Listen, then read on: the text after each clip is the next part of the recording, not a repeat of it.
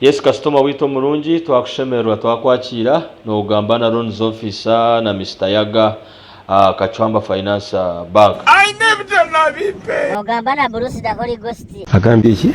Azo sasa ndiamu yagati kumawono mpuraje. Konka kano shang finance officer no gamso mwigdora no zakunyambe chigwena no zakuchinyamba no nsoboraje. Munonga niza kuyamba.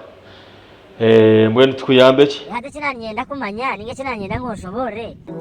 Ebe messages ebinkwano mu nsi cyaburu kwezi umwashara ho sente mureza ATM maintenance numayisa ki? Azakanye nango temubwira kano shobore je yeto utakagamsa igiga ninge omwiguto. Customer wito mulungi kante kateche ngo ine ATM card yitu. Ko ojine ninga tojine. Bitogo musija yabana. Ibintu bigumire. Atsina tajine nakubuza niyo nanifa kiniwe.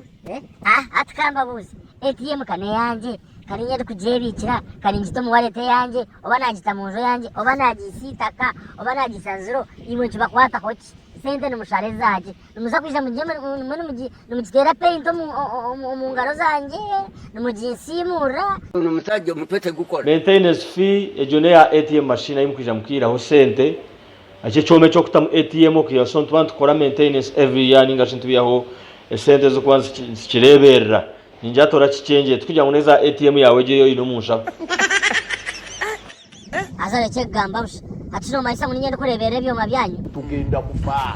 azogambire ka director ako Agambye ki? kakwate kakushara umushari ze sente zo ezikakushishira hono okazoma office ho kagamba kazitware kazitomu ku maintaining ebyo mabyako Sitani aline kima. Batakubasa banka kana igura he yacha kana tanike yacha